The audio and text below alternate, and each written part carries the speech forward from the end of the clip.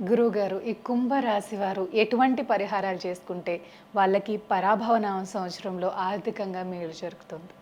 కుంభరాశి జాతకులకి పరాభవన సంవత్సరంలో ప్రధానంగా చూసుకుంటే ఏలినాటి శని ప్రభావంలో తృతీయ దశలో అంటే మూడో దశలో ఉంటారు. వీళ్ళంతా కూడా అయిపోతుంది 2021 లోపల అయిపోతుంది అన్నమాట వీళ్ళకంతా.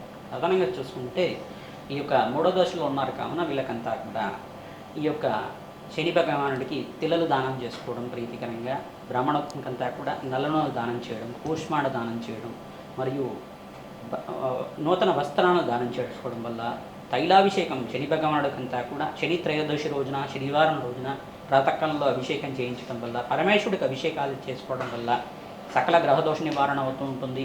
ప్రధానంగా గురుబలం కూడా పెరుగుతుంది. ఈ సంవత్సరం అంతా కూడా పంచమస్థ బృహస్పతి యోగం మరియు ఇక్కడ సప్తమ స్థానంలో బృహస్పతి యోగం, షష్ఠ స్థానంలో బృహస్పతి యోగం వల్ల గురుబలం పెరుగుతుంది, సంఘంలో గౌరవం పెరుగుతుంది, వృత్తి వ్యాపార ఉద్యోగాల్లో అంతా కూడా మార్పులు జరుగుతూ ఉంటాయి, వృత్తిలో అభివృద్ధి కలుగుతూ ఉంటుంది, మీకంతా కూడా వ్యాపారంలో అభివృద్ధి కలుగుతూ ఉంటుంది. ప్రతినిత్యం కూడా మీకు సంఘంలో గౌరవం పెరుగుతుంది, మీ మాటకు విలువ ఎక్కువ పెరుగుతుంది. వాక్చాతుర్యం వల్ల మీరు అనుకున్న పనులంతా కూడా జగన్మాత అనుగ్రహం వల్ల సకాలంలో కార్యసిద్ధి కలగడానికి ఆస్కారం ఉంటుంది. వివాహాది శుభకార్యాలు జరగడానికి ఆస్కారం ఉంటుంది. అగ్నికి నవధాన్యాలు సమర్పించడం వల్ల చండీ హోమాది కార్యక్రమాలు ఆచరించుకోవడం, రావి చెట్టు వేప చెట్టు దగ్గర అఖండ దీపారాధన, ఉప్పు దీపారాధన అని చెప్పేసి అంటారు. అఖండ దీపారాధన పెట్టి నువ్వుల నూనెతో దీపారాధన చేసి ఉప్పు దీపం పెట్టిన తర్వాత అక్కడ ఖడ్గమాల స్తోత్రాన్ని పఠనం చేసుకోవడం వల్ల రాజయోగ ప్రాప్తి కలుగుతుంది. మీకంతా కూడా అదృష్టం కలిసి వస్తుంది. మహాలక్ష్మీదేవి ప్రీతికరంగా తామర పూలతోటి లక్ష్మీ కుబేర శాంతి హోమాది కార్యక్రమాలు ఆచరించిన వాళ్ళకి సకాలంలో మీకంతా కూడా అదృష్ట యోగం కలిసి వస్తుంది. వ్యాపారంలో మీరు చేపట్టిన వ్యాపారంలో అంతా కూడా లాభాలు గణించడానికి ఆస్కారం ఉంటుంది. ఈ సంవత్సరం అంతా కూడా కుంభరాశి జాతకులకి అత్యంత యోగకరంగా ఉంది. మంచి శుభమైన ఫలితాలు పొందడానికి ఆస్కారం ఉంటుంది. మంచి శుభవార్త వింటారు, తద్వారా మీకంతా కూడా ఆనందమైన జీవితం జీవించడానికి ఆస్కారం ఉంటుంది. గురువుగారు, ఈ ద్వాదశ రాశుల వారికి ఏ విధంగా ఉండబోతుంది ఆర్థిక పరంగా? తప్పకుండా శ్రీ పరాభవ సంవత్సరం అనేది దీనికంతా కూడా అర్థం ఏంటిదంటే పరాభవం వస్తాయని చెప్పేసి అందరికీ కూడా మనస్పర్ధలు కలుగుతాయని చెప్పి, అపవాదాలు కలుగుతాయి, అవమానాలు కలుగుతాయని చెప్పేసి చాలామంది చెప్తున్నారు. కానీ దాని అర్థం అది కాదు. ప్రధానంగా చూసుకుంటే మన జీవితంలో మార్పు జరగడానికి ఆస్కారం ఉంటుంది. తద్వారా అనుకోని సంఘటనల వల్ల ఆకస్మికంగా ధనయోగ ప్రాప్తి రావడం కానీ, అనుకోని సంఘటనల వల్ల అదృష్టం కలిసి వచ్చి ప్రతి విషయంలో కూడా మనకి మంచి జరిగే విషయాలు కలగడం కానీ, ప్రధానంగా చూసుకుంటే ప్రతి విషయంలో కూడా గ్రహాల యొక్క స్థితిగతి కారణమవుతుంది. ప్రధానంగా చూసుకుంటే ఈ యొక్క మానవ జీవితంలో మార్పు తీసుకొచ్చేది, జీవితంలో ఐశ్వర్యం ఆనందం తీసుకొచ్చేది అని అర్థం కూడా ఉంటుంది.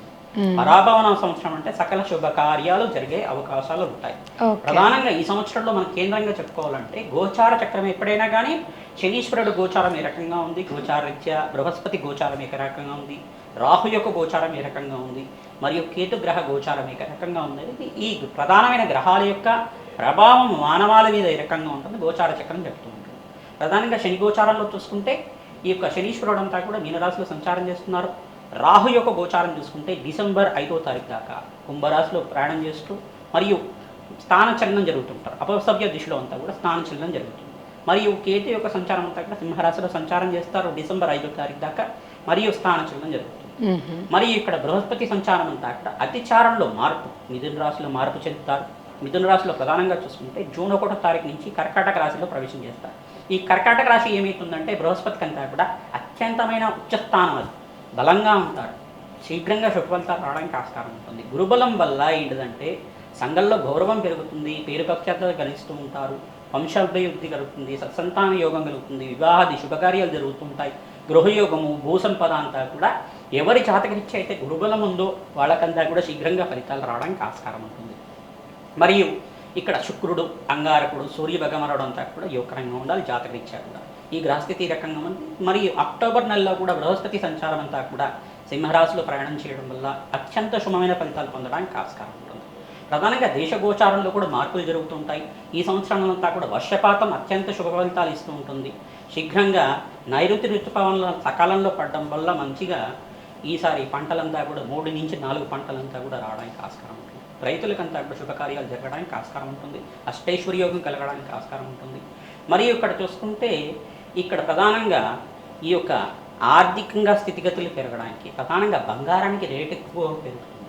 బంగారం అంతా కూడా బంగారం జ్యువెలరీ బిజినెస్ చేసుకునే వాళ్ళకి బంగారము, వెండి మరియు ప్లాటినం అనే ఈ యొక్క ద్రవ్యాలకంతా కూడా ప్రధానంగా చూసుకుంటే వీటికంటే పదార్థాలకంతా కూడా మంచిగా రేట్ ఎక్కువగా పెరగడం, ఎక్స్పోర్ట్స్ ఎక్కువగా జరుగుతుంటుంది, ఎగుమతులు ఎక్కువగా జరుగుతుంటాయి. ప్రధానంగా చూసుకుంటే సిరిధాన్యాలకి, శనగలకి మరియు పచ్చ అంటే పెసర్లకు కానీ, పచ్చగా ఉండే కూరగాయలకు ఏవైనా కానీ, ఆకుకూరలు కావచ్చు, పచ్చగా ఉండే కూరగాయలకంతా కూడా రేట్ ఎక్కువ పెరగడానికి ఆస్కారం. నిత్యావసర వస్తువులకు కూడా రేట్ ఎక్కువ పెరుగుతూ ఉంటుంది.